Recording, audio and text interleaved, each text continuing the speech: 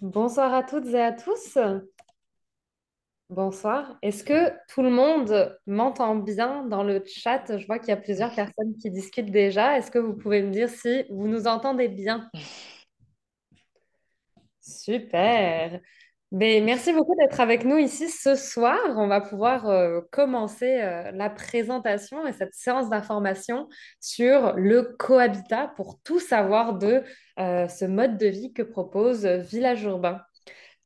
Avec nous ce soir, nous avons la chance d'avoir Estelle Leroux, qui est notre cofondatrice et directrice. Bonsoir Estelle.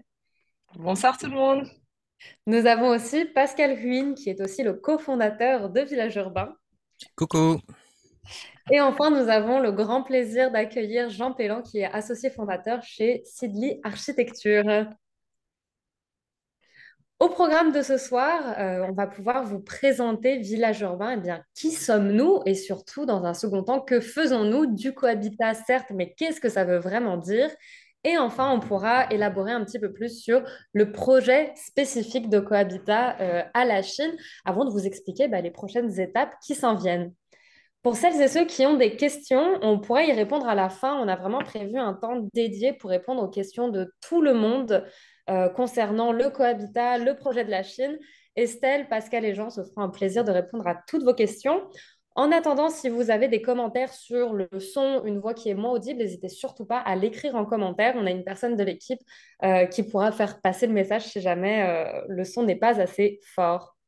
Sans plus tarder, Village Urbain, qui sommes-nous? Estelle, est-ce que tu pourrais nous en dire plus sur le début de cette grande aventure qu'est Village Urbain? Oui, avec plaisir. En fait, c'est Pascal qui est avec nous ce soir et moi qui avons démarré ensemble le projet de village urbain en participant à l'incubateur de la Maison de l'innovation sociale. On avait le rêve un peu fou à l'époque de voir des cohabitats émerger un peu partout au Québec. Puis 3 ans plus tard, ça commence à prendre forme. En fait, on s'est rapidement rendu compte en se penchant sur le sujet que pour toutes les personnes qui souhaitaient vivre de cette manière-là ou partir un projet, que c'était pas simple, puis que ces personnes-là faisaient face à des enjeux complexes, notamment des enjeux financiers, réglementaires, techniques, puis j'en passe. Alors, on s'est rapidement rendu compte que, il y avait un besoin pour une structure professionnelle pour accompagner ces personnes-là, puis leur proposer un projet qui réponde à leurs rêves. Donc, on a commencé à en parler autour de nous et puis on s'est aperçu que ça suscitait beaucoup d'enthousiasme, non seulement de la part des personnes qui sont intéressées à vivre de cette manière-là, mais aussi de la part d'organisations renommées au Québec, dont Sidley Architecture, par exemple, qui est avec nous ce soir, mais aussi des bailleurs de fonds comme la Caisse d'économie solidaire des Jardins, qui a d'ailleurs financé les 2 projets de cohabitat officiels qui existent présentement au Québec, ou encore la Fondation Chagnon, qui sont toutes les 3 des organisations qui sont devenues vraiment des partenaires structurants pour Village Urbain. Et concernant ce qui, toi, t'a vraiment motivé et animé à partir Village Urbain, c'est quoi ce déclencheur finalement qui t'a poussé à franchir le pas?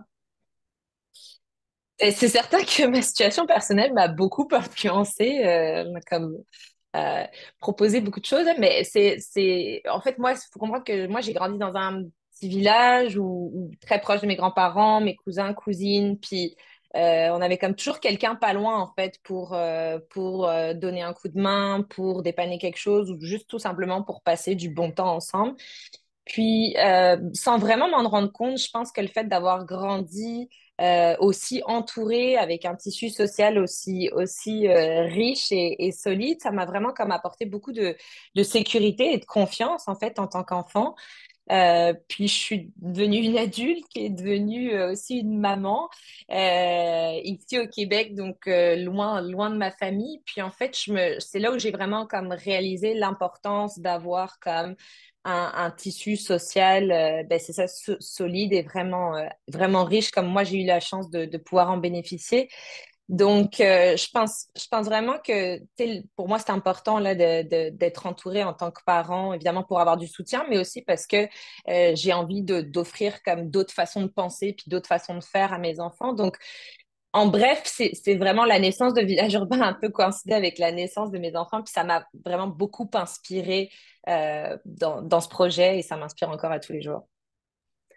Et de ton côté, Pascal, est-ce que tu peux nous partager un petit peu ce qui t'a poussé à rejoindre Estelle dans cette folle aventure qu'est Village Urbain? Ouais, ben moi j'ai toujours quand j'ai grandi dans ma maison vietnamienne, on était trois générations dans la même maison. Donc moi-même, mes parents et ma grande tante et mes oncles et mes tantes aussi étaient dans la même maison avec mon cousin. Donc il y avait une genre de synergie organique dans ce cohabitat informel. Donc, quand j'étais fiévreux, ma grande-tante me donnait des remèdes euh, vietnamiens.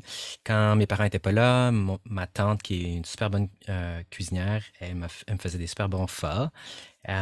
Et quand mes oncles et tantes étaient pas là, je m'occupais de leur enfant, mon cousin. Et donc, il y avait cette synergie-là que j'ai beaucoup aimée. Et maintenant, aujourd'hui, chacun on a sa propre maison. On habite éloignés les uns des autres, puis il n'y a plus cette synergie-là. Et donc, toute ma vie, j'ai inconsciemment cherché à reproduire ce modèle de vie-là dans lequel j'ai grandi, qui était familier à moi. Quand j'ai fait un échange d'études en Australie, j'ai habité un théâtre avec d'autres artistes. J'avais le choix de vivre dans le campus étudiant ou habiter dans ce théâtre-là. Puis je me suis dit, ben, dans le théâtre, j'avais des gens plus âgés que moi, de backgrounds divers. Et donc, ça a été naturel pour moi de me dire, je vais apprendre beaucoup plus ici. Donc, il y avait un homme polonais qui était directeur artistique, il y avait un marionnettiste français, une peintre japonaise et un cinéaste australien. Et donc, le soir, j'avais vraiment hâte de rentrer à la maison de l'école, j'apprenais plus chez moi qu'à l'université. Et je me suis tellement épanoui que je me suis dit, ben, je vais pas rentrer à Montréal tout de suite. Là. Je vais continuer à voyager pendant 4 ans, puis ensuite de ça, apprendre à vivre autrement et à découvrir des modèles différents de vie. Donc, à un moment donné, il fallait que je rentre à Montréal. Je suis rentré à Montréal et j'ai habité dans le village, un quartier qui est comme perçu par les investisseurs immobiliers comme une extension du centre-ville. Et pendant les 5 ans que j'ai vécu, j'ai comme vu plein de transformations. Là. Mes voisins qui étaient des familles puis des aînés se sont fait évincer. Là, on voit dans la photo à gauche ici, là, c'est la résidence là, sur le coin de René-Lévesque et Saint-André qui était juste en face de chez nous, qui a fait les manchettes. Donc, plein d'aînés qui ont été jetés à la rue par la spéculation immobilière. Mon bar préféré a été détruit, l'escalier, je ne sais pas si vous le connaissez. Et donc, finalement, moi-même, j'ai été évincé il y a 2 semaines. J'ai remis les clés. Euh, et donc, pour moi, à travers Village Urbain, j'ai comme une petite revanche là, d'un système qui est fondamentalement brisé. Ouais, fait que là, on voulait comme développer un système qui n'aurait pas d'éviction pour les générations futures. Donc, au lieu de construire des logements pour les familles classiques immédiates, chez Village Urbain, on voulait construire des écosystèmes de logements pour connecter les familles en tant que communauté solidaire. Euh, L'espace urbain, il n'est pas aménagé pour que ces connexions arrivent. Sauf qu'à Montréal, parfois, on a des beaux exemples. Donc, les ruelles vertes, là, si on voit à la droite, il y a moi qui, avec mes nouveaux voisins, là, j'ai emménagé dans le plateau Montréal. Puis, vraiment, coup de chance, derrière chez moi, il y a une belle ruelle. Puis, ça fait 30 ans qu'elle est là. Puis, les gens, tout le monde se connaît. Puis, c'est intergénérationnel. Donc, comme quoi, il est possible de vivre en communauté sans vivre dans un cohabitat formel tant qu'il y a comme un espace commun qu'on peut s'auto-gérer collectivement. Mais ce genre de setup, ça arrive pas toujours, puis il n'y en a pas tant que ça. Alors, à Village Urbain, on voulait créer plus d'opportunités de connexion que possible dans le contexte urbain. Merci beaucoup Pascal et merci beaucoup Estelle pour cette introduction. Avant de rentrer dans le vif du sujet de ce qu'est le cohabitat, on vous propose un petit exercice qui va se dérouler sur Miro, qui est donc une plateforme qui va s'ouvrir à côté de votre fenêtre Zoom. Ce que je vous propose, c'est d'aller dans l'onglet Discuter en bas de votre écran et de suivre le lien vers la plateforme Miro qui va vous permettre un petit peu de nous donner les grandes lignes de ce que vous pensez être le cohabitat. Ça peut être aussi bien des mots-clés, des grands thèmes qui vous viennent à l'esprit ou même des clichés sur ce que peut être la vie en cohabitat. Et on reviendra dans 1 minute pour le reste de la présentation et un petit peu décortiquer tout ce que vous avez pu annoter. Je vois qu'il y a de plus en plus de personnes qui se joignent à nous sur le Miro et des post-it qui commencent à se remplir.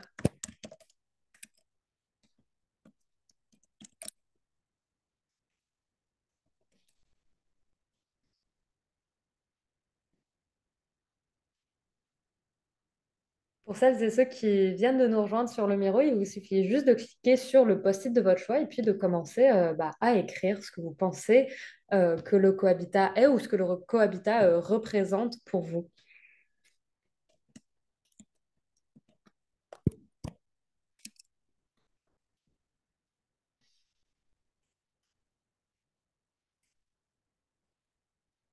Je vois déjà des similitudes entre certaines réponses.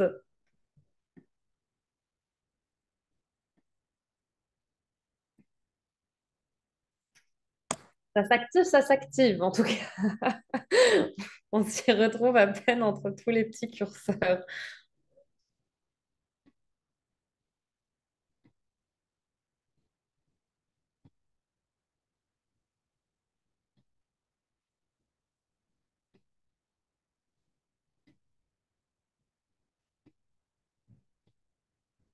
Je vois qu'il y a beaucoup de belles idées, beaucoup de thèmes autour du partage, de l'entraide, partager des moments, partager des repas aussi.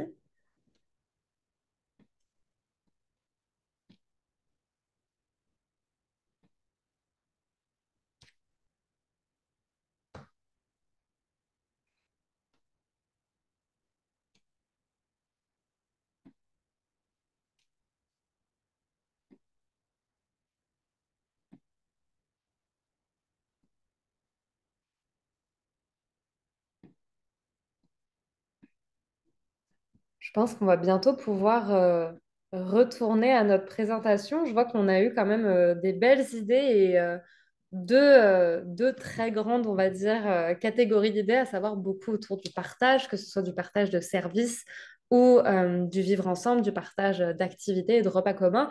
Et d'un autre côté, je vois énormément de commentaires autour du support, le fait de remédier à l'isolement, la solidarité, beaucoup d'entraide. Et on va pouvoir retourner à la présentation. Pour ce, il vous suffit de retourner sur votre onglet Zoom. Je vais vous laisser un petit instant le temps de revenir sur l'onglet Zoom. Encore une fois, si certaines personnes ont de la difficulté à jongler entre le Miro et le Zoom, n'hésitez pas à nous écrire dans le chat ou à nous faire signe. On sera ravis de pouvoir vous aider.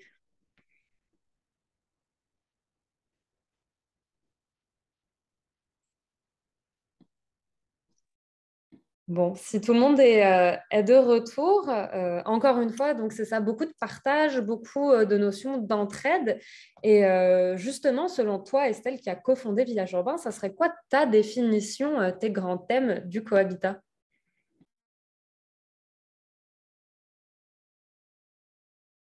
Ah, Estelle, on ne t'entend pas.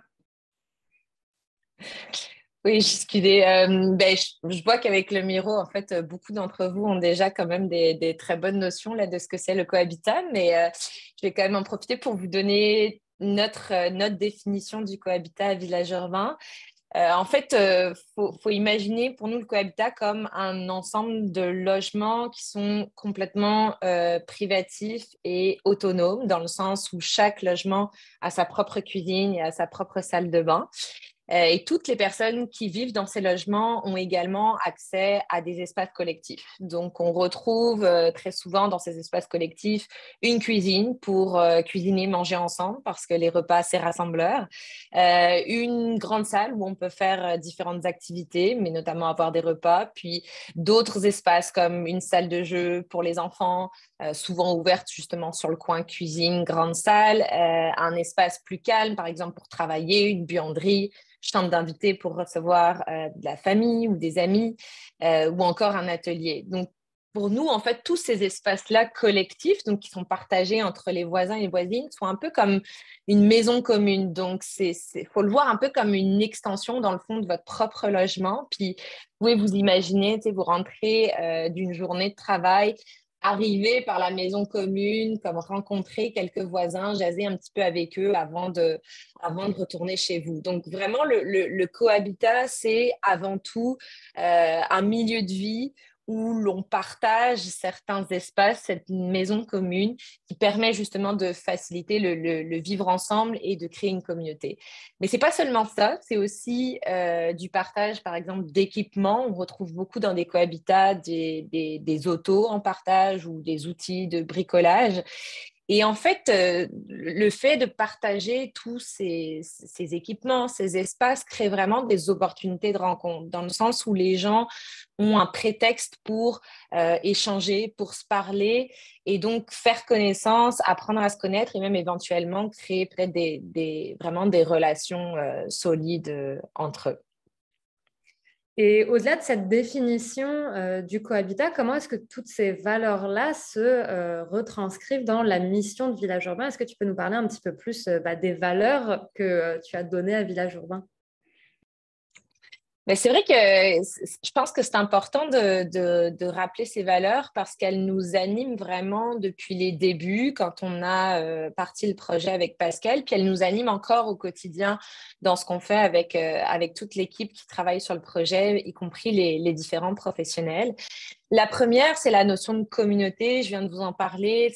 Le partage est une valeur clé dans le cohabitat et ce partage permet en fait de créer cette communauté. On souhaite que cette communauté soit le plus intergénérationnelle possible parce qu'il y a vraiment des besoins complémentaires qui se font très naturellement en fait entre différentes générations. La gestion collective est également une valeur centrale dans le cohabitat. Vivre en cohabitat, ça veut dire aussi avoir envie de s'impliquer dans son milieu de vie et d'en prendre soin du milieu de vie en tant que tel, puis des gens qui l'occupent. Et enfin, la notion d'abordabilité durable, c'est quelque chose aussi qui nous est cher depuis les débuts. Quand on a commencé avec Pascal, on fait notre maximum pour que les projets de cohabitat, le projet de cohabitat sur lequel on travaille, soit le plus accessible possible au plus grand nombre de personnes possible, tout en offrant un projet de qualité qui va être vraiment durable sur le long terme. Et pour revenir plus précisément sur la première valeur que tu as mentionnée, qui est la communauté intergénérationnelle, comment cet aspect intergénérationnel se retranscrit dans le quotidien d'une vie en cohabitat? En fait, ça se fait vraiment très naturellement, mais à titre d'exemple, moi qui suis une maman de deux jeunes enfants et qui n'ai pas mes parents à côté, c'est clair que j'adorerais ça, avoir des grands-parents d'adoption comme voisins là, pour donner un coup de main de temps en temps, puis juste comme je le disais plus tôt, pour simplement apprendre d'autres choses à mes enfants que ce que nous, on est capable de leur offrir en tant que parents.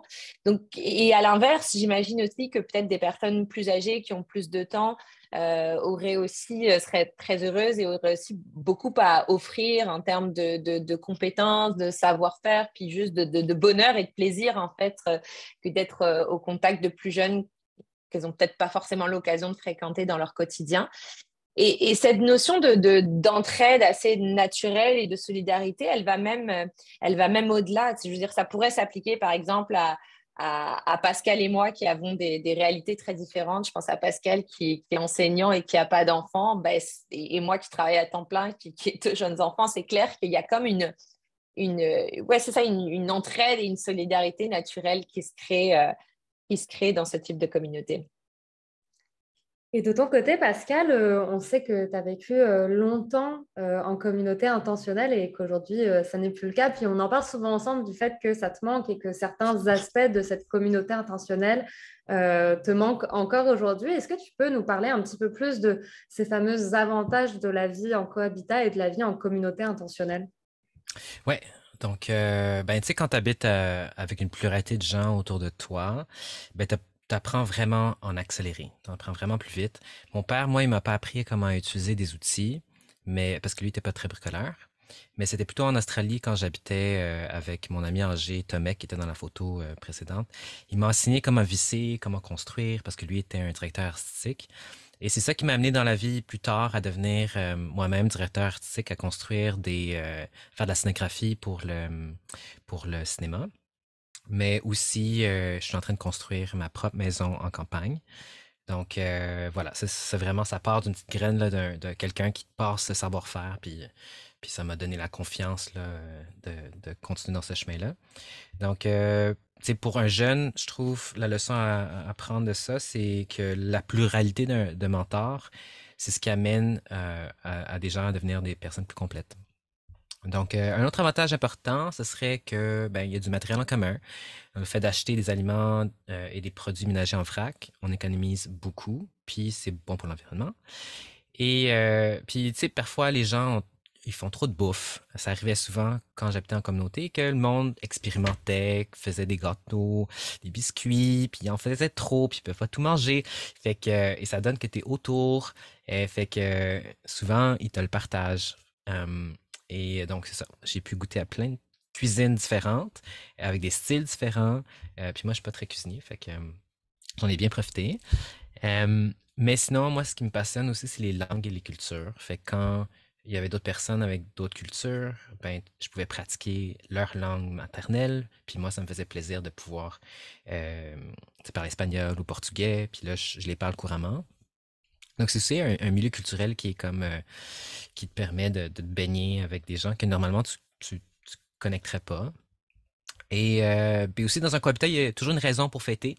Fait que c'est toujours la fête de quelqu'un, la naissance d'un nouveau bébé, une fête religieuse, une tradition d'une autre culture. Fait qu'il y a toujours plein d'occasions pour vraiment être heureux ensemble puis festoyer. Cas, tu m'as donné faim avec tes affaires de biscuits et de gâteaux parce que moi non plus, je cuisine pas énormément. J'aimerais vraiment ça avoir des cohabitants, cohabitantes qui me partagent un petit peu leurs astuces et avec qui on pourrait échanger plus. Et justement, en termes de vie en communauté, comment est-ce que ça s'organise tout ça? Parce qu'il me semble que ça prendra un petit peu d'organisation pour s'assurer que tout le monde s'y retrouve au sein de cette vie en communauté intergénérationnelle, d'autant plus malgré les différences et pour être sûr que tout le monde en fait s'épanouisse dans cette nouvelle vie.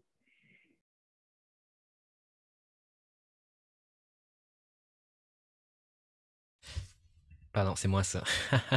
Pardon, moi j'étais en train de lire les commentaires en même temps. Euh, vivre en communauté, ça demande de l'organisation. Fait que c'est pas toujours tout rose. Il faut qu'on s'organise, puis il faut s'organiser bien. Mais ça n'a pas besoin d'être lourd. Il y a vraiment des manières qu'on a découvertes à travers le temps de comment mieux s'organiser de manière horizontale et de manière que tout le monde soit écouté dans le respect. Et c'est pour ça qu'à VU, Village urbain, pardon, on va former les cohabitants, cohabitantes à développer des relations collaboratives à travers une série d'ateliers. Fait que ça peut être comment écouter des ateliers comme autour de comment écouter ses propres besoins, écouter les besoins des autres, comment donner de la rétroaction, comment en recevoir aussi. Puis il y a aussi un modèle de gouvernance qui est utilisé par beaucoup de cohabitants, qui est la sociocratie. C'est un modèle de gouvernance qui est très bienveillant. C'est pas le seul modèle qui existe, mais c'est le modèle le plus répandu et c'est celle qu'on va vous enseigner. Donc, chaque cohabitant va se joindre à des comités qu'on appelle des cercles et chacun de ces cercles auront des responsabilités et prendront des décisions collectives. Donc, parmi ces cercles, on a le cercle de la communication, donc ceux qui s'occupent du site web, de la communication interne, etc. Tu auras le cercle de la cuisine qui s'occupe de stocker la cuisine, d'organiser la cuisine collective. Un cercle pour les activités sociales, pour le jardin, pour l'entretien du bâtiment, etc. Fait qu'une fois qu'on va vous montrer comment utiliser la sociocratie, vous allez pouvoir tweaker le modèle pour qu'il reflète vos valeurs plus adéquatement. Merci beaucoup, Pascal, pour cette présentation de l'organisation du vivre ensemble. Et pour revenir un petit peu sur une des valeurs qui avait été mentionnée un petit peu plus tôt, et celle, est-ce que tu peux nous expliquer plus, en fait, comment le cohabitat et vivre en cohabitat participe à une forme d'abordabilité? Oui, ben en fait, il y a comme une forme d'abordabilité naturelle qui se crée dans un cohabitat du fait justement du partage, là. Puis Pascal l'a bien expliqué. En fait, on vient mettre en commun un certain nombre d'équipements, de matériel. Ça peut aussi être comme des achats groupés en vrac qui font que, au final, on vient un peu réduire les dépenses associées au quotidien. Et évidemment, ça aussi, ça a un impact sur la planète. Là, c'est clair que ça nous refait repenser un petit peu notre façon de consommer, et puis donc notre façon de vivre. Puis ça a un impact direct sur notre portefeuille et sur la planète. Donc, c'est gagnant-gagnant. Il y a des exemples très concrets. Là, on parlait de cuisiner en groupe. Évidemment, il y a des économies d'échelle qui peuvent être faites. Ça évite le gaspillage. On peut penser aussi au bricolage. Le nombre, je suis pas mal certaine que tout le monde là, qui est là ce soir a comme été au moins une fois au Canadian Tire, acheter un outil qu'il a utilisé peut-être une fois, peut-être deux, pas plus, puis ça reste dans le placard, puis personne s'en sert. Puis... Et quand on y pense, c'est vraiment dommage, voire absurde, là. Et si on pouvait comme mettre en commun tout ça, ce serait de l'idéal parce qu'on est content d'avoir accès à ça le jour où on en a besoin, mais par contre, on n'en a pas forcément l'utilité au quotidien, puis ça nous fait aussi économiser de l'argent. Euh, les laveuses sécheuses peuvent être aussi un bon exemple. Évidemment, le fait de ne pas avoir de laveuse sécheuse dans son logement permet de faire des économies, permet aussi de réduire son impact environnemental, mais ça permet aussi encore une fois, ça c'est une opportunité de rencontre de plus que d'aller faire sa lessive, mettons, dans la buanderie commune. Donc, c'est pour cette raison qu'on a décidé de ne pas mettre des laveuses sécheuses dans tous les logements. Certains en ont, notamment les logements familiaux, mais pas tous. C'est vraiment, en fait, tout est fait pour comme mutualiser nos ressources, pour réduire un peu nos dépenses, puis surtout pour vraiment créer des prétextes pour échanger, se rencontrer et créer du lien. Et quelles sont les stratégies que Village Urbain met en œuvre concrètement pour poursuivre cette abordabilité durable? Oui, en effet, on est allé plus loin que justement ce que je viens d'expliquer, qui était assez. En fait, le partage crée une forme d'abordabilité durable assez naturelle, mais à Village Urbain, on a décidé d'aller plus loin que ça. En fait, dès le début, dans le projet, on a voulu que ça s'adresse à la fois à des gens qui veulent être propriétaires et à des gens qui souhaitent être locataires. La très, très, très grande majorité des projets de cohabitat qui existent aujourd'hui, et puis c'est vrai au Canada, mais dans le monde entier, sont uniquement pour des propriétaires. Et on pense que c'est vraiment important d'avoir aussi des logements dans un cohabitat en location pour plusieurs raisons, selon notre situation personnelle, notre moment de vie ou notre intérêt. Donc, c'est pas simple tous les jours, mais on a décidé vraiment de comme avoir des logements en location et des logements pour des propriétaires dans le même projet. On a aussi fait un projet, puis Jean va vous en parler un peu plus tout à l'heure, qui s'adresse vraiment aux familles avec un grand nombre de logements familiaux, c'est-à-dire des logements de 3 et 4 chambres, ce qui est très rare en fait sur le marché des logements neufs présentement. En fait, vous ne trouverez pas de logements de 4 chambres neufs en ce moment, ça n'existe juste pas. Donc ça, c'est aussi une façon pour nous d'assurer une certaine mixité en fait dans ce projet de cohabitat.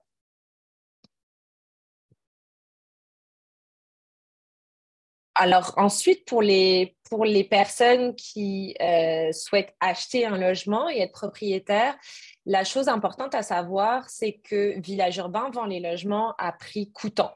C'est-à-dire qu'en fait, vous payez le prix que ça coûte de développer le logement. Village Urbain étant un organisme à but non lucratif, on ne fait pas de profit sur les ventes des logements et le prix des logements est vraiment le prix que ça coûte de les réaliser. Une autre chose qu'on a décidé de faire, c'est que bien souvent, quand on achète un logement sur plan, les promoteurs demandent à ce que les gens versent un dépôt de 20% du prix d'achat du logement. Nous, à Village Urbain, on a décidé de réduire ce dépôt à 10%, donc il est 2 fois moins important que ce qui se fait traditionnellement sur le marché. Et enfin, toujours dans la philosophie du cohabitat, il y a certaines économies d'échelle qu'on est capable de réaliser avec la force du groupe, en fait, notamment d'aller chercher des frais de notaire qui sont un peu plus bas que ce qu'on peut trouver présentement sur le marché, ou encore avoir des frais d'hypothèque ou d'assurance plus bas. La contrepartie de tout ça, c'est donc pour les gens qui achètent un logement puis qui l'achètent à prix coûtant, on a décidé aussi de limiter un petit peu le prix de revente. C'est-à-dire que le jour où vous décidez de quitter le cohabitat, pour toutes les bonnes raisons du monde, vous revendez votre logement un petit peu en dessous de sa valeur de marché pour assurer en fait une abordabilité dans le temps, puis s'assurer que cette abordabilité elle soit transmise aux générations futures, puis que ça se perpétue dans le temps, en fait. Et enfin, donc important vraiment pour les gens qui sont intéressés à être propriétaires dans le projet, on s'adresse vraiment à des propriétaires occupants, c'est-à-dire que le projet n'est pas pour des investisseurs, il n'y a vraiment pas d'investissement locatif. Et pour les locataires, il faut comprendre, nous, que donc, Village Urbain étant un OBNL, un organisme à but non lucratif, non seulement on travaille fort pour être capable d'offrir des loyers qui vont être un petit peu en dessous des loyers du marché actuel pour des logements neufs, mais surtout, on va être capable de préserver une certaine abordabilité dans le temps. Donc, c'est-à-dire qu'il n'y aura vraiment pas d'augmentation abusive des loyers à prévoir dans les années à venir. Merci beaucoup Estelle pour toutes ces explications sur ce que fait Village Urbain pour essayer de valoriser l'accessibilité de ces logements pour toutes les personnes qui aimeraient y avoir accès.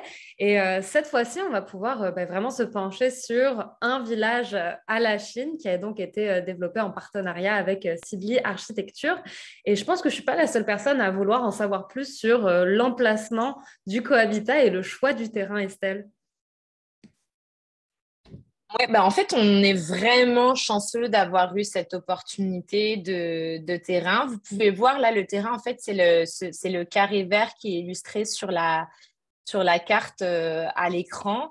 Donc, on est au cœur du vieux Lachine, très proche du bord de l'eau, puis du parc avec la piste cyclable qui rejoint directement le centre-ville de Montréal. En plus de ça, on a une servitude de passage qui nous permet depuis le site, de rejoindre directement le bord de l'eau.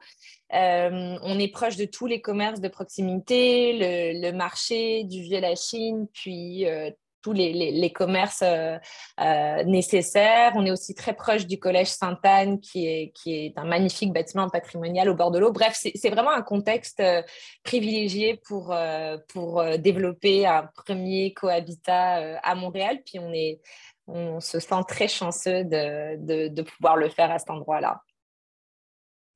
Et en parlant du terrain, je vois qu'il a l'air d'avoir une forme relativement atypique. Cette fois-ci, je vais pouvoir laisser la parole à Jean qui va nous expliquer comment est-ce que les architectes vous avez fait pour utiliser au mieux ce terrain-ci et vous adapter aux réalités et aux spécificités du cohabitat.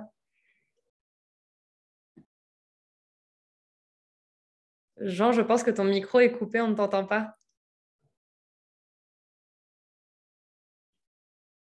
Non, on ne t'entend toujours pas, malheureusement.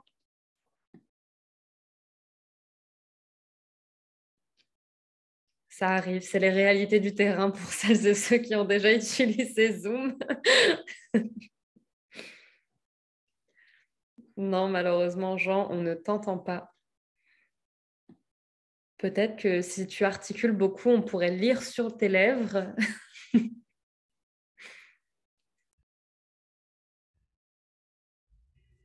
Non, peut-être que il faudrait que tu déconnectes tes écouteurs du Bluetooth de ton ordinateur.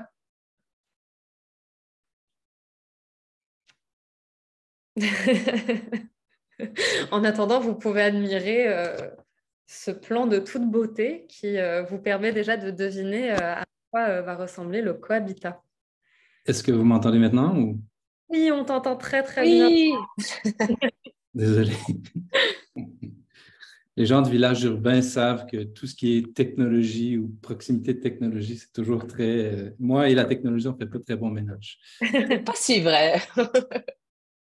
Ben, je vais me lancer avec ce petit moment un peu particulier.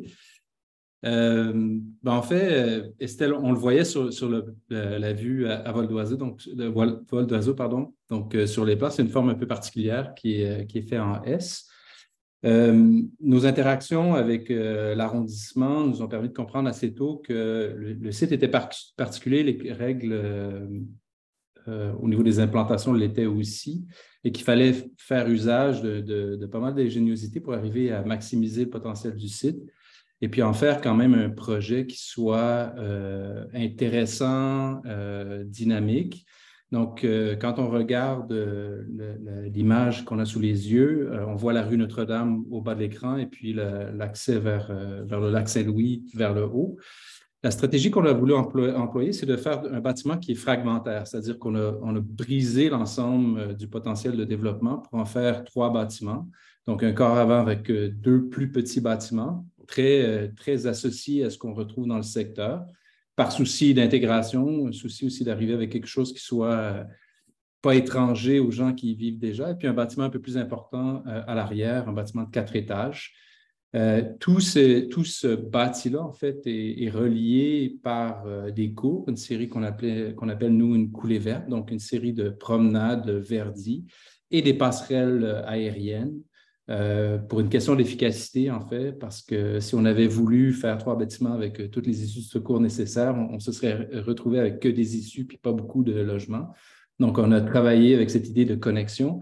Puis ce qui nous plaisait, puis ce qui plaisait aussi à l'équipe de Village Urbain, c'est l'idée que chaque projet était lié entre eux et donc que les gens puissent circuler relativement librement à travers le projet. On va pouvoir passer à la présentation du visuel de ce à quoi le cohabitat va ressembler depuis la rue Notre-Dame. On est particulièrement excités de vous montrer des visuels. Et donc, ici, Jean, est-ce que tu peux nous expliquer un petit peu plus quelles ont été vos inspirations pour justement aboutir à un tel résultat?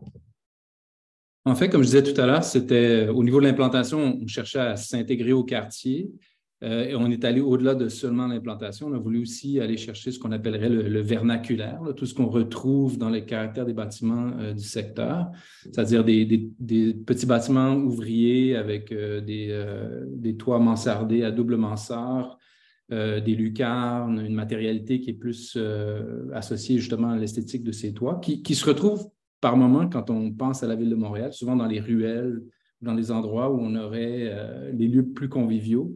Donc, on a travaillé sur cette idée d'amener cette esthétique à un niveau intéressant pour vraiment créer un projet qui soit distinctif, mais qui vienne assez bien se marier au secteur. Donc, on a aussi l'idée de la fragmentation. On peut voir que les bâtiments sont redivisés en deux volumes. Chacun d'entre eux sont divisés en 2 volumes. Accès au stationnement souterrain sous forme d'une simulation de porte cochère qu'on retrouve aussi dans le secteur. Une matérialité qui est d'une tôle à la canadienne, typique des bâtiments ou des institutions qu'on retrouve même. Le Collège Sainte-Anne a ce type de revêtement. Et puis des passerelles qui sont connectées entre elles, qui connectent les bâtiments entre eux avec une texture de blocs de verre. Donc, c'est des matériaux qui sont intéressants, nobles, mais travaillés d'une façon beaucoup plus contemporaine, qui amène vraiment cette idée d'avoir un projet distinctif, mais qui va bien vieillir à travers le temps aussi. Et je crois distinguer un bout de la maison commune au rez-de-chaussée derrière cette baie vitrée. Jean, on aimerait vraiment ça. Je pense que tu nous présentes on ne peut plus les espaces communs et cette fameuse maison commune dont on parle depuis le début. En fait, l'élément qu'on voyait, c'est ce qu'on appelle l'espace flex. C'est le premier lieu de la communauté, donc qui est vraiment visible de la rue, qui est à partager à l'intérieur de la communauté, mais qui est aussi un endroit qui pourrait être prêté aux gens du secteur, selon le bon vouloir finalement des occupants. Donc, c'est l'espèce de premier jalon qu'on vient déposer au niveau du projet qui accompagne l'accès vers le bâtiment arrière où la grande masse masse verte qu'on retrouve à l'arrière-plan, c'est la maison commune. Estelle en parlait, c'est une assez belle expression en fait pour vraiment témoigner de ce qu'on cherche à faire, c'est-à-dire que mettre en commun les éléments de la maison, du confort qui vient avec cette idée d'être à la maison, Donc, ce lieu-là est ouvert sur 3 côtés. On va voir un petit peu plus tard toute la programmation qui s'y retrouve, mais c'est un endroit ouvert, dégagé, qui permet vraiment de mettre en commun l'ensemble des différents blocs, donner la possibilité à chacun des occupants de ces blocs-là de se retrouver au cœur du projet. C'est aussi tout ce qui est de la coulée verte ou la partie plus extérieure, donc l'aménagement, a été fait aussi pour être assez convivial. Donc, il y a plein de petits lieux où les gens vont pouvoir se retrouver, des sentiers informels pour vraiment dégager l'idée, en fait, s'éloigner de l'idée de la propriété privée unique qui nous appartient avec chacun son petit morceau. Là, il y a vraiment cet objectif qu'on cherche à atteindre, de diversifier, d'offrir des opportunités, en fait, de se déplacer puis de sociabiliser aussi dans le cadre extérieur des différents blocs d'habitation. J'aimerais aussi peut-être noter, je parlais tout à l'heure du stationnement, mais on a aussi prévu plusieurs endroits pour des vélos à l'extérieur, à l'intérieur. Donc, il y a cette diversité-là aussi qui s'installe. Pour nous, c'est intéressant parce que ça crée une vie, en fait, juste avoir une série de vélos garés à l'extérieur. On a l'impression que ça donne beaucoup cet esprit de montrer qu'il y a des gens qui y vivent, que c'est beaucoup plus, c'est pas associé en fait à l'habitat privé, mais plus à quelque chose de très collectif.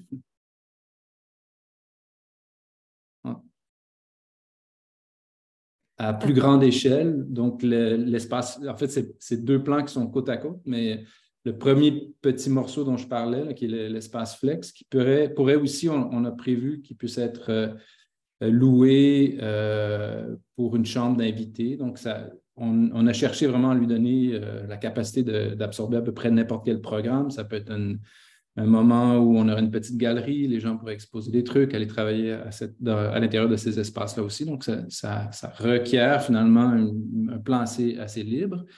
Dans la partie de droite, qui est vraiment l'élément central du projet, la maison commune, le cœur de la maison commune, en fait, c'est la cuisine. Comme dans tous les foyers québécois, c'est toujours là où tout le monde, québécois et pas seulement québécois, là, mais vraiment, c'est le cœur du projet. C'est la cuisine commune où les gens vont se retrouver avec un espace relativement libre, potentiel d'implanter des tables en format grande tablée ou plus petit, reconfiguration de plus petits endroits, en fait. Donc, ce sera aux gens de déterminer comment ils veulent y vivre. Et à gauche, une buanderie commune qui est particulière au projet, mais cette idée-là aussi de la communauté qui se retrouve dans des endroits pendant le lavage. On sait quand on occupe des buanderies à l'extérieur, à quel point ça peut devenir des lieux conviviaux où on peut aller travailler, faire son lavage. Et dans la partie de droite, 2 espaces. Encore là, dans l'idée d'avoir une communauté élargie avec des gens de tout âge. Des espaces qui sont un peu plus dédiés à la population plus adulte, je dirais, là, avec l'idée d'un salon. Et puis, ceux dédiés aux enfants. Donc, de permettre aux gens d'être capables aussi de se mettre un peu en retrait de l'activité centrale. Donc, d'offrir toujours la possibilité d'être en collectif ou en plus petits groupes. C'est aussi un des objectifs, je pense, c'est d'offrir aux gens plusieurs possibilités pour qu'ils ne se sentent pas dénaturés, en fait, dans leur façon de vivre au quotidien non plus. Et justement, est-ce qu'on n'aurait pas un visuel de cette fameuse maison? Au miracle, oui, je pense que c'est la prochaine image. C'est comme si j'allais la découvrir. Donc, l'image de l'espace commun, on voit que c'est un lieu qui est très ouvert, très lumineux. Ce qu'on a voulu faire, on s'est amusé aussi à créer un peu des petites maisons à l'intérieur de l'espace communautaire. Donc, la buanderie avec sa grande fenêtre ouverte sur l'espace collectif. À droite, la cuisine avec une matérialité qui va chercher un peu l'image de la brique. Donc, on est dans des matériaux durables, intéressants, qui viennent vraiment créer un côté un peu plus joyeux, je dirais même, aux espaces.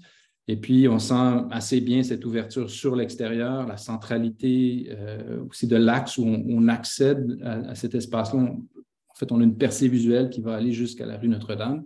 Donc, encore dans un souci d'ouverture, il y a une double notion qui vient avec l'idée de l'ouverture, c'est celle de connecter les gens ensemble, mais aussi d'offrir une sécurité dans les lieux, de savoir qu'on sent tout est toujours un peu visible finalement. Donc, une famille qui a ses enfants peut faire ses tâches quotidiennes, mais aussi voir à ce que les enfants soient avec eux à proximité. Et justement, en parlant d'enfants et même le caractère très familial et intergénérationnel qu'on ressent dans le projet depuis le début, on sait que les architectes, vous avez réussi à le matérialiser dans un espace précis qui s'appelle la salle de jeu. Est-ce que tu voudrais nous la présenter, s'il te plaît? Au miracle, on dirait que les choses sont vraiment organisées. La, la salle de jeu qu'on aime beaucoup, tout le monde aime cet endroit-là, donc on l'a voulu sérieuse et pas sérieuse. Donc, c'est une matérialité qui va chercher aussi les textures, les couleurs du reste du projet. Très ouverte, très lumineuse. Donc, est un endroit, je pense que tout le monde, un peu un endroit coup de cœur où on sait, où on voit même par le visuel que ça va être un lieu sympathique pour les enfants, puis aussi même très adapté aux parents qui vont pouvoir occuper les lieux avec eux aussi au quotidien. Et à présent, on a cru comprendre que tu avais un petit peu ton espace commun chouchou. On va demander en fait à tout le monde de répondre à un court sondage sur, ben, pour vous, quel est l'espace commun que vous avez le plus hâte d'utiliser avec vos cohabitants, cohabitantes. Vous avez le choix entre tous les espaces communs qui existeront. Et en attendant qu'on réponde à ce sondage, toi, de ton côté, Estelle, mettons, c'est lequel l'espace commun qui est un petit peu ton chouchou, celui qui a gagné ton cœur? Difficile de répondre. C'est sûr que moi, j'aime beaucoup la salle de jeu, un peu comme Jean, là, parce qu'elle est très belle, mais aussi pour tout ce que ça pourrait représenter. J'aime aussi beaucoup la buanderie parce que elle est comme complètement ouverte sur en fait la maison commune, puis le cœur de la maison commune.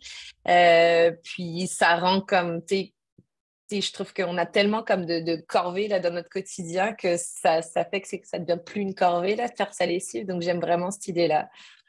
Ouais, je vais chevaucher en disant que j'aime fou le fait que la buanderie est comme il y a une vitre, puis je peux facilement imaginer tu sais, de l'ascenseur à la buanderie, Mhm. faire ma lessive, puis en même temps, tu sais, genre prendre mon laptop, puis m'asseoir sur la grande table, puis jaser. Tu sais, j'aime ça, moi, j'aime ça travailler, puis avoir des gens autour de moi, puis tu sais, de temps en temps, comme poser des questions, genre jaser, prendre des breaks, tu sais, tout en faisant ma lessive, puis en tout cas, fait qu'il y a comme plein de vous avez vraiment bien désigné dans le sens que il y a des opportunités de rencontres qui sont possibles sans forcer, genre, ah, on va faire un meeting ensemble, tu sais, on va se rencontrer ce soir dans la salle commune. C'est informel, puis je trouve que dans l'informalité, il y a plus de beauté qui peut émerger. J'ai hâte en tout cas de voir les résultats du sondage, si on peut déjà les afficher. Je suis vraiment intéressée de savoir ce que tout le monde pense. Tout le monde a un petit peu, selon les personnalités et les besoins de chacun, son espace coup de cœur. Je sais que pour ma part, je rejoins vraiment Pascal sur la salle commune. J'adore ça, travailler puis pouvoir jaser à du monde en même temps. C'est peut-être pour ça que je suis souvent distraite au travail finalement.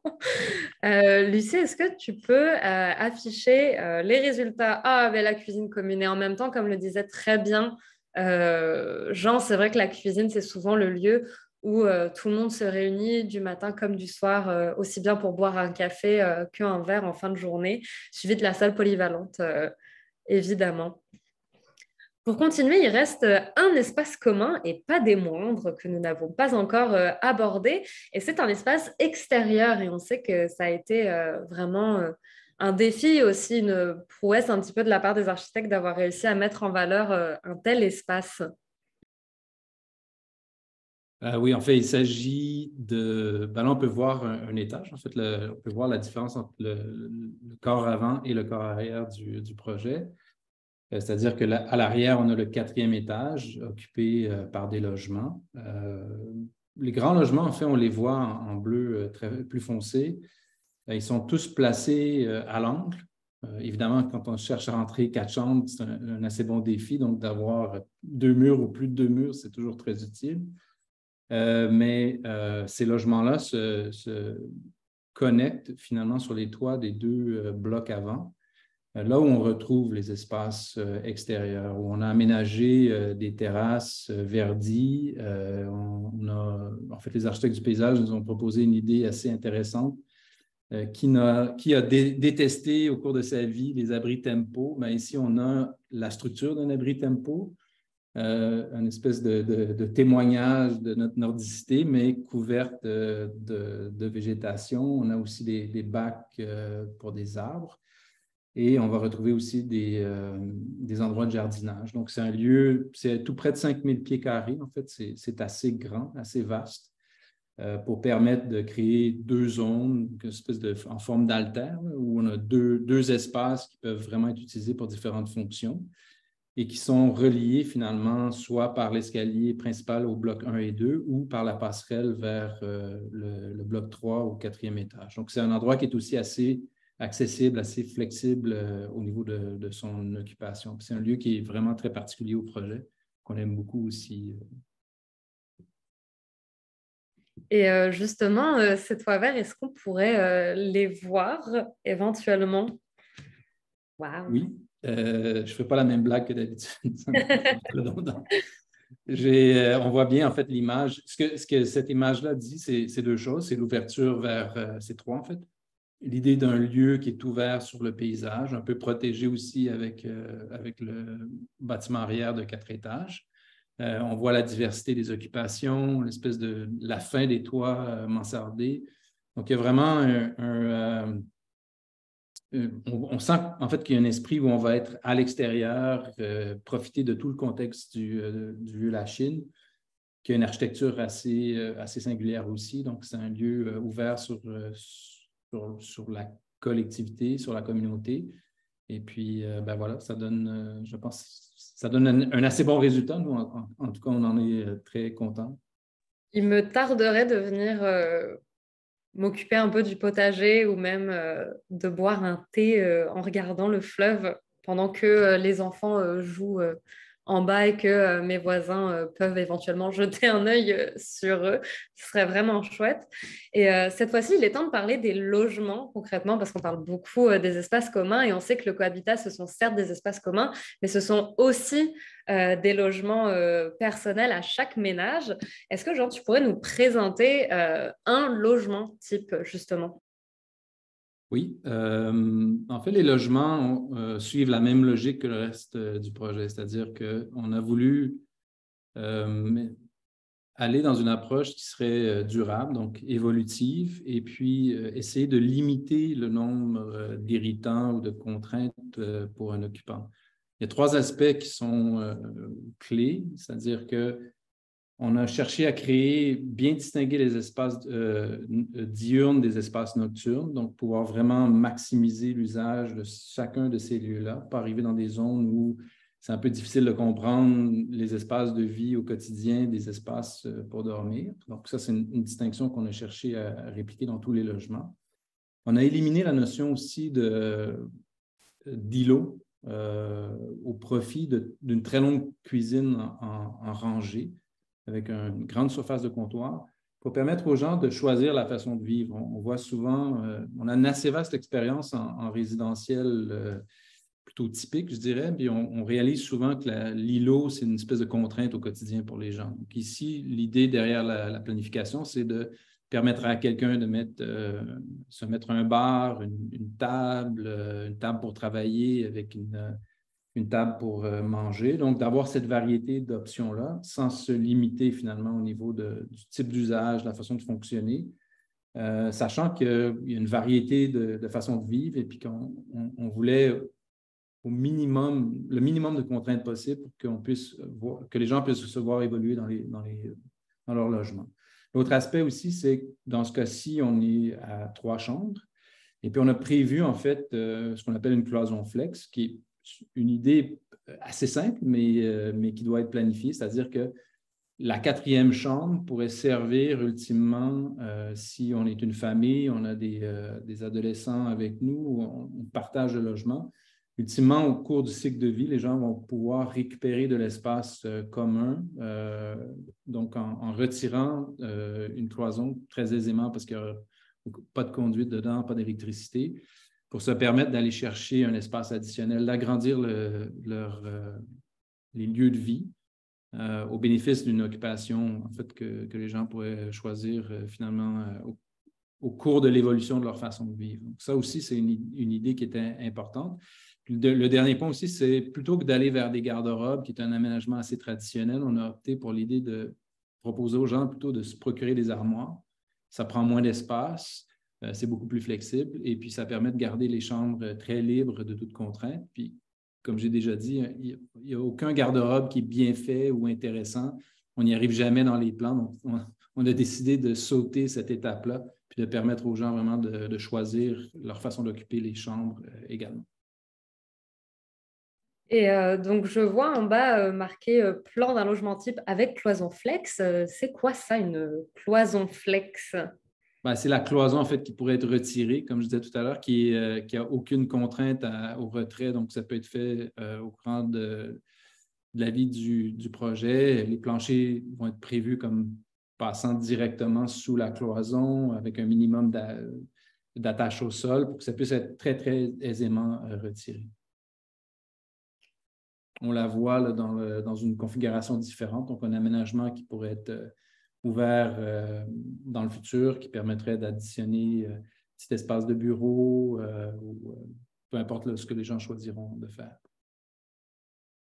Et justement, je pense que tout le monde a hâte de voir à quoi ça ressemble concrètement un appartement avec et sans la cloison flex. Et ça tombe bien, on a prévu encore une fois des merveilleux visuels qui ont été préparés avec grand soin pour vous permettre de visualiser ce que ça représente concrètement cette cloison flex, mais surtout vous permettre de voir un petit peu à quoi ressembleront les logements et certaines finitions, si c'est possible de montrer les fameux visuels.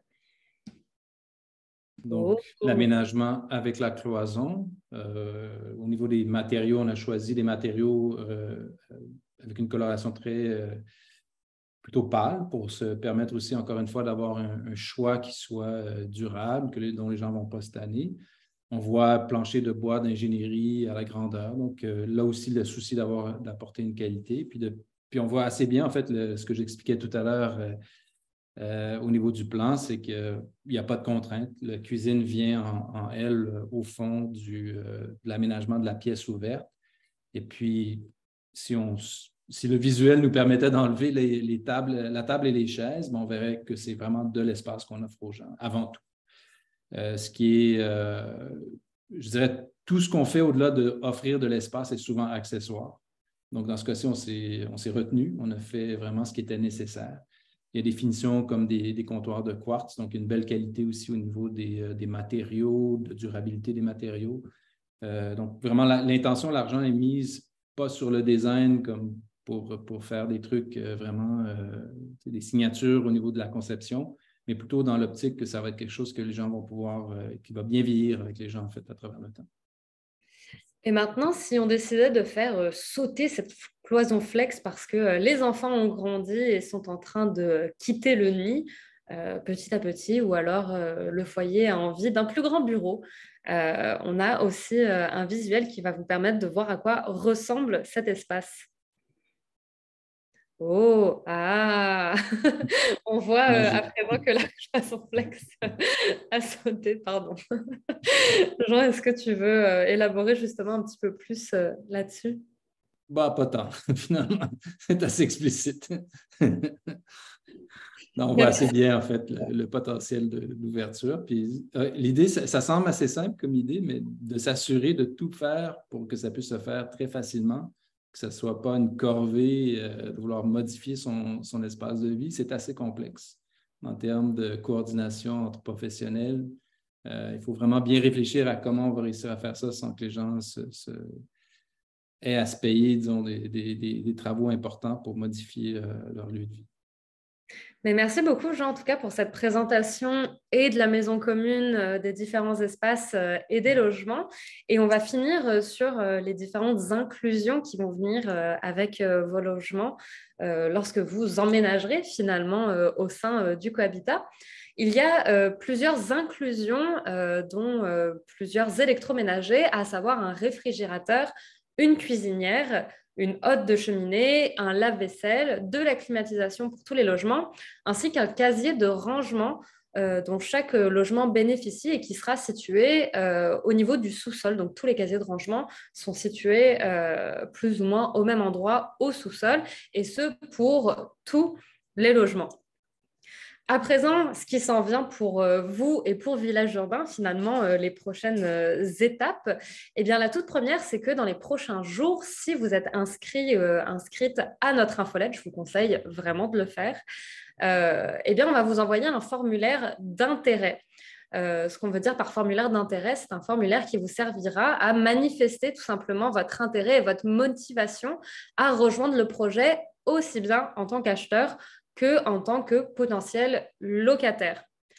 À la suite de ce formulaire et aussi dans les prochaines semaines, on vous tiendra informé d'un atelier sur la vie en cohabitat pour continuer d'en apprendre plus et de vivre un petit peu plus ce à quoi pourrait ressembler votre future vie en cohabitat. Ça se déroulera en personne en octobre et toutes les informations seront à venir aussi bien sur nos réseaux sociaux que dans notre infolette. Donc, encore une fois, n'hésitez pas à aller vous abonner. C'est disponible sur notre site web unvillagealachine.org en bas du site internet.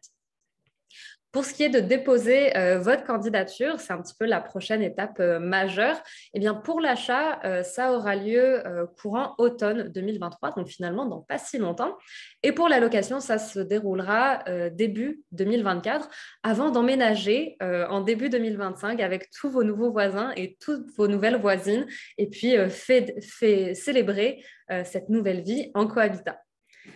À présent, on va pouvoir passer à un moment de questions-réponses. Donc, toutes les personnes qui souhaitent poser une question, eh bien, il vous suffit de lever la main. Pour lever la main, c'est tout en bas de votre écran, vous avez un petit onglet avec une petite main qui fait comme ça. Vous pouvez cliquer dessus et donc on laissera la parole aux personnes au fur et à mesure. Donc vraiment, la première personne à lever la main sera la première personne interrogée. Et pour poser votre question, vous devrez cliquer sur le bouton désactiver le son pour que vous puissiez prendre la parole. Et d'ailleurs, merci beaucoup à Estelle, à Jean et à Pascal pour la présentation. Puis on reste un petit peu plus avec vous pour continuer de répondre aux questions des personnes.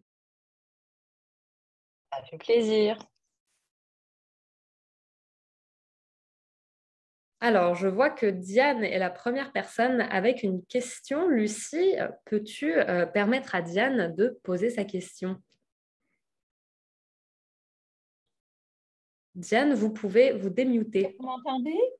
Oui, très bien. Oui. Ah, bonjour. Oui, je voulais juste savoir, où est-ce que je peux trouver le tableau au niveau des coûts pour la location ou l'achat?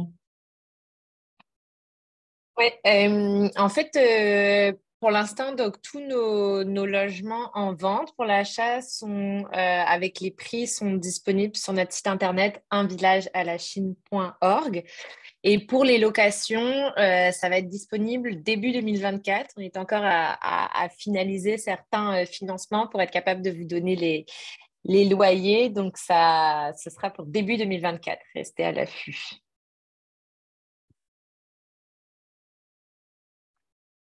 Merci beaucoup, Diane. Et c'est à maintenant au tour de Annie et Benjamin de pouvoir poser leurs questions. Bonjour. Ma question est simple. Je vois qu'il y a un chien sur l'image sur la période de questions, mais on n'a pas parlé de chiens. Est-ce que les chiens vont être autorisés? Alors, les animaux sont autorisés dans toutes les parties privatives, donc dans les logements. Ils seront, par contre, dans tout ce qui est commun, ça va vraiment être à décider en fait avec le groupe de personnes qui auront réservé un logement. Merci beaucoup, Annie. Françoise a une question. Encore une fois, tout le monde, n'hésitez pas à lever votre main pour poser une question. Et donc, c'est à Françoise. Oui, bonjour. On a vu au niveau des espaces verts, on a vu le toit. Est-ce que ça va être possible de voir les autres options d'espaces verts qui vont être développées? Oui, ben, peut-être que Jean pourra aussi compléter, mais sur je ne sais pas si Lucie, tu peux revenir en arrière sur le visuel de la salle de jeu. On aperçoit en fait un peu la la terrasse extérieure qui sera comme attenante à la maison commune ici sur la gauche. Puis en fait, elle fait vraiment tout le tour de la maison commune. On a ici une petite cour intérieure comme au centre du cohabitat. Puis je pense que cette image-là est sur notre site Internet aussi, si vous voulez comme le consulter. Ouais, ici, au milieu, on a comme une cour intérieure. Je ne sais pas si Jean, tu peux rajouter quelque chose.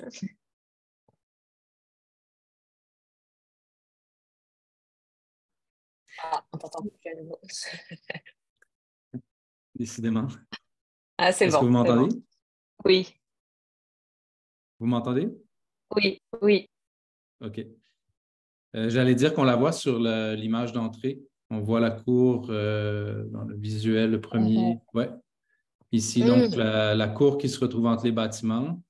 Il faut comprendre qu'on a une partie aussi couverte qui va permettre un peu au cours de la journée ou selon la température d'occuper l'extérieur. Et puis, c'est très connecté directement après vers les espaces intérieurs de la maison commune. Donc, on a des cours un peu partout. Ce n'est pas de très, très grands espaces, mais c'est une série d'espaces que les gens vont pouvoir occuper en plus petit nombre. Puis pour les espaces un peu plus grands, c'est vraiment l'espace des toits, en fait, le cinquième lieu presque où les gens vont pouvoir se retrouver en plus large groupe.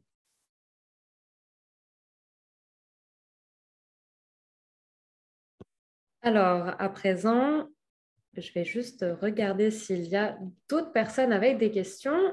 Je vois que Christiane a levé sa main. Ou alors c'était Françoise au début, ou alors est-ce que c'est la main de Françoise qui n'a pas été baissée? Ah, parce que j'avais une autre question. Parce qu'on nous a demandé de voter pour les espaces qu'on préférait, mais on n'en a vu que deux, qui étaient la salle de jeu et la cuisine. Est-ce que je me trompe? Non, c'est ça, on vous a montré seulement les visuels, Oui. en effet, Mais là, sur l'image qui est en ce moment à l'écran, on aperçoit, c'est subtil, hein, c'est ça, à gauche, Oui, pas mal. le salon, c'est le salon, mais en effet, en tout cas, c'est les visuels qu'on a pour le moment, D'accord.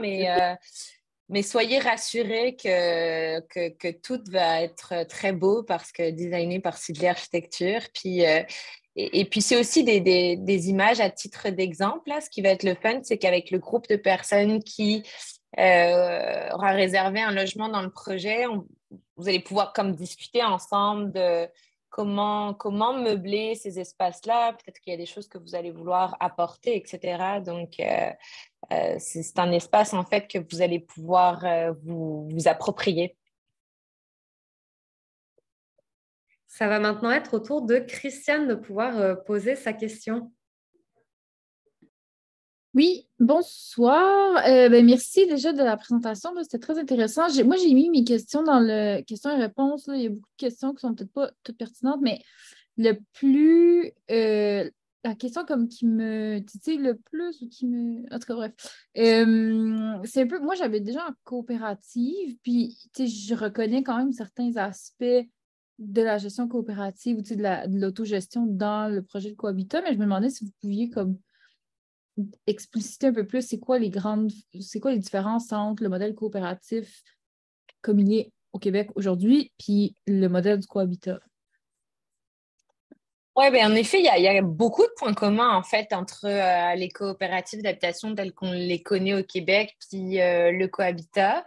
Puis chaque coopérative d'habitation a quand même ses spécificités. Là. Il y a beaucoup de coopératives très différentes, mais je dirais que la principale différence est dans l'intention, dans le sens où la très grande majorité des coopératives d'habitation, l'objectif premier est de loger des personnes peut-être, enfin, en tout cas de proposer des logements à des prix vraiment plus abordables. Nous, notre objectif premier, c'est vraiment de créer un espace qui favorise le vivre ensemble, qui permet de créer une communauté soudée.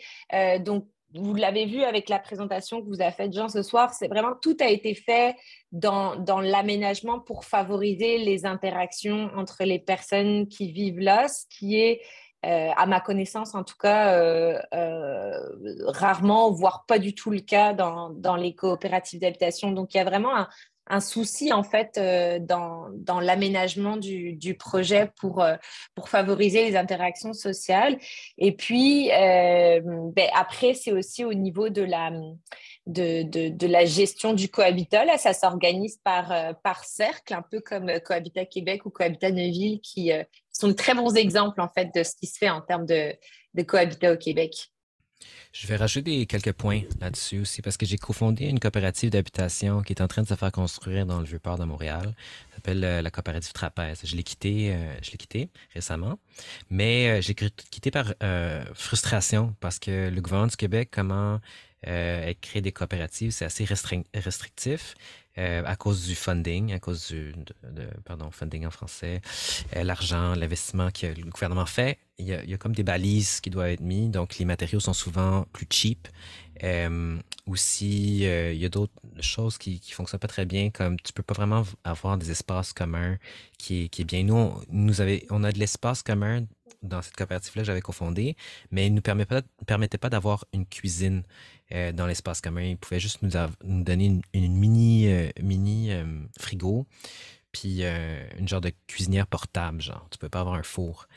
Tu pouvais pas non plus demander aux gens d'avoir un pot commun pour avoir de l'argent pour faire des activités ou avoir de la nourriture en vrac. Fait que ça, c'était une grosse barrière à la vie en communauté. Puis c'est pour ça que j'ai comme abandonné ce projet parce que on pouvait pas avoir les infrastructures nécessaires pour vraiment créer cette vie de cohabitation-là. Alors qu'à la Chine, bon, puisqu'on est libre de ces modes de financement provinciaux, on est plus flexible par rapport aux règles. Une autre chose aussi, c'est qu'un village de la Chine, on a on vend certaines unités, alors que dans les coopératives d'habitation normales, c'est juste la location. Merci beaucoup, Pascal et Estelle, pour cette réponse particulièrement complète. Ça va être au tour de Suzette de pouvoir poser sa question.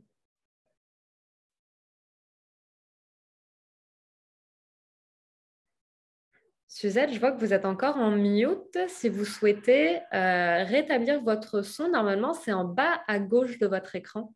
Vous avez comme un petit onglet, un petit icône avec un micro. Vous avez répondu à ma question. Oh, mais c'est merveilleux ça. Merci.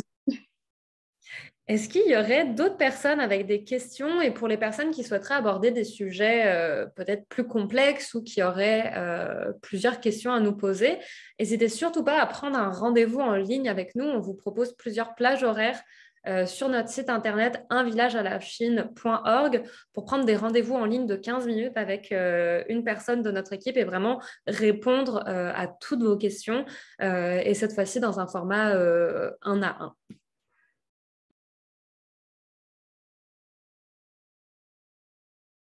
Le lien pour prendre un rendez-vous a été mis dans le chat. Il vous suffit de cliquer dessus et puis vous pouvez choisir la plage horaire qui vous convient le mieux.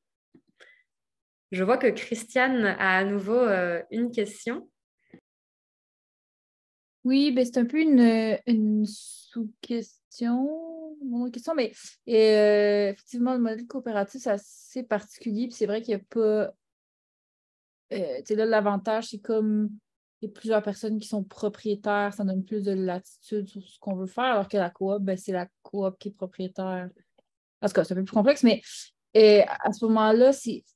Parce que là, on a parlé de gestion collective. Là, je comprends qu'il y a toute l'idée de comme organiser la vie en communauté, un peu la vie sociale, le bon voisinage, etc., etc. Mais est-ce qu'il y a aussi toute la portion comme gestion de l'immeuble, gestion des travaux, etc., etc., qui est à gérer collectivement, dans le fond? Je sais pas Ben, si en c'est fait, clair, ma question. ouais, je pense que c'est clair, Christiane. En fait, bon, d'abord, nous, Village Urbain va être propriétaire des logements locatifs. Donc, en fait, on aura toujours comme un pied dans le projet. Puis, de un, on va vous accompagner, les cohabitants et cohabitantes qui vont participer au projet, soit propriétaire ou locataire, là, pour prendre possession du bâtiment, donc avec tous les aspects tu sais, plus techniques d'entretien, etc., mais aussi comme les aspects plus tu sais, organiser la vie en communauté. Puis ensuite de ça, vous n'allez pas comme être livré à vous-même pour justement toute la gestion du bâtiment. Village urbain, comme je viens de le dire, là, va être propriétaire des logements locatifs. Donc, ça va permettre d'être accompagné par des professionnels. Puis, je pense que c'est important de mentionner que la vie enfin, on- comme je disais tantôt, on s'attend à ce que les gens qui vivent en cohabitat s'impliquent dans leur milieu de vie. Ceci dit, ça ne veut pas dire de un que tout le monde s'implique au même niveau. Chacun s'implique comme il peut en fonction de ses disponibilités, de ses compétences, de son intérêt. Et de deux, ça ne veut pas dire que vous devez faire tout seul, comme c'est, je crois, souvent le cas dans les coopératives d'habitation. C'est-à-dire que il y a des choses sur lesquelles il y a des professionnels dont c'est le métier qui peuvent aider les gens, les habitants pour prendre soin notamment du bâtiment. Puis probablement que c'est une bonne idée de payer certains professionnels pour faire certaines choses. Donc ça, on va vraiment vous accompagner là-dedans pour faire en sorte en fait que de prendre soin le mieux possible de ce milieu de vie-là. Puis quand je dis ça, c'est autant au niveau de l'architecture sociale que juste comme du bâtiment, puis d'assurer sa durabilité dans le temps. J'espère que ça répond à la question, Christiane. Je sais pas si... Je vois qu'il n'y a pas d'autres mains levées. Je pense qu'on va pouvoir laisser couler encore quelques minutes et si jamais personne ne lève à nouveau sa main, on mettra fin à cette rencontre. Mais en attendant, n'hésitez surtout pas à nous poser vos questions. On est là pour ça. Ou sinon, à prendre un rendez-vous en ligne avec nous pour un rendez-vous plus personnel. Merci beaucoup tout le monde d'avoir participé. Puis c'est ça, n'hésitez pas si vous avez d'autres questions par la suite. Merci, bonne soirée. Bye, bonne soirée. Bonne Bonne soirée soirée tout le monde. Pascal, Jean. Patient. Bye. Merci Bye à Manu. toutes. Eh bien, encore une fois, merci beaucoup tout le monde pour votre participation. Et puis, je pense qu'on va pouvoir mettre fin à cette rencontre. Encore une fois, n'hésitez surtout pas à prendre un rendez-vous avec nous, à nous écrire à notre adresse courriel. On est vraiment là pour ça. Et puis, nous, on aime ça jaser avec vous. Bonne soirée à tout le monde. Au revoir.